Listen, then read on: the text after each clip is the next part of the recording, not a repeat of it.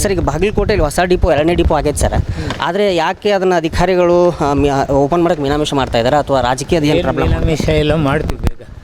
ಅಂದರೆ ಈ ಸರಿ ಆಗುತ್ತೆ ಅಂತ ಹೇಳಿ ಈ ಸರಿ ಅಂದರೆ ಲಘುನ ಮಾಡ್ತೀವಿ ಇಲ್ಲೇ. ಅಂದರೆ ಸರ್, ಈಗ ಎಲ್ಲರೂ ಮಂತ್ರಿಗಳು ಸಹ ಎಲ್ಲ ಲೆಟ್ರ್ ಬರೆದ್ರು ಸರ್, ಯಾಕೆ ಆಗ್ತಾ ಇಲ್ಲ ಅನ್ನುವಂಥದ್ದು ಸರ್. ಕಾಗೆ ಅವರು ಲೆಟ್ರ್ ಬರೆದಿದ್ದಾರೆ ಸರ್, ಎಲ್ಲರೂ ಲೆಟ್ರ್ ಬರೆದಿದ್ದಾರೆ. ಅಂದರೆ ಹುಬ್ಬಳ್ಳಿ ಸೆಂಟ್ರಲಿಂದ ಈ ಸಮಸ್ಯೆ ಆಗ್ತಾ ಇದೆಯಾ ಅನ್ನುವಂಥದ್ದು ಏನೋ ಯಾವುದು ಸಮಸ್ಯೆ ಇಲ್ಲ, ಬೇಗ ಮಾಡ್ತೀವಿ.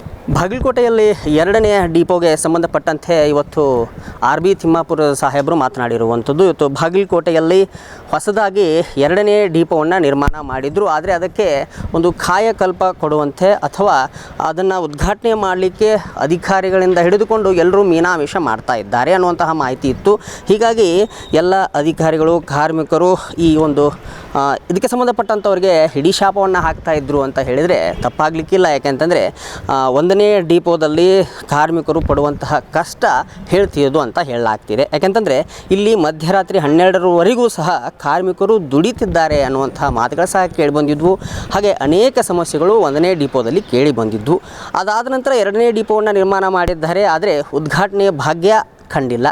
ಸತತವಾಗಿ ಎಲ್ಲ ಪತ್ರಿಕೆಗಳು ಹಾಗೂ ಮಾಧ್ಯಮಗಳಲ್ಲಿ ಈ ವರದಿ ಪ್ರಸಾರವಾಗಿತ್ತು. ಆದರೆ ಯಾವೊಬ್ಬ ಅಧಿಕಾರಿ ಅಥವಾ ಯಾವೊಬ್ಬ ರಾಜಕೀಯ ವ್ಯಕ್ತಿ ಈ ಬಗ್ಗೆ ಮಾತನಾಡಲೇ ಇರುವಂಥದ್ದು ವಿಷಾದನೀಯ ಅಂತ ಹೇಳ್ಬೋದು. ಈಗ ಸದ್ಯಕ್ಕೆ KTTVಗೆ ಆರ್ ಬಿ ತಿಮ್ಮಾಪುರ ಅವರು ಒಂದಿಷ್ಟು ರಿಯಾಕ್ಷನನ್ನು ಕೊಟ್ಟಿದ್ದಾರೆ.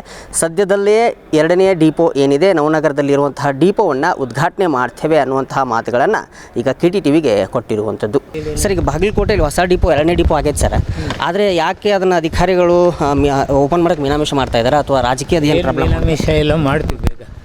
ಅಂದರೆ ಈ ಸರಿ ಆಗುತ್ತೆ ಅಂತ ಹೇಳಿ ಈ ಸರಿ ಅಂದರೆ ಲಘುನ ಮಾಡ್ತೀವಿ ಇಲ್ಲೇ. ಅಂದರೆ ಸರ್, ಈಗ ಎಲ್ಲರೂ ಮಂತ್ರಿಗಳು ಸಹ ಎಲ್ಲ ಲೆಟ್ರ್ ಬರೆದ್ರು ಸರ್, ಯಾಕೆ ಆಗ್ತಾ ಇಲ್ಲ ಅನ್ನುವಂಥದ್ದು ಸರ್. ಕಾಗೆ ಅವರು ಲೆಟ್ರ್ ಬರೆದಿದ್ದಾರೆ ಸರ್, ಎಲ್ಲರೂ ಲೆಟ್ರ್ ಬರೆದಿದ್ದಾರೆ. ಅಂದರೆ ಹುಬ್ಬಳ್ಳಿ ಸೆಂಟ್ರಲಿಂದ ಈ ಸಮಸ್ಯೆ ಆಗ್ತಾ ಇದೆಯಾ ಅನ್ನುವಂಥದ್ದು ಏನೋ ಯಾವುದು ಸಮಸ್ಯೆ ಇಲ್ಲ, ಬೇಗ ಮಾಡ್ತೀವಿ.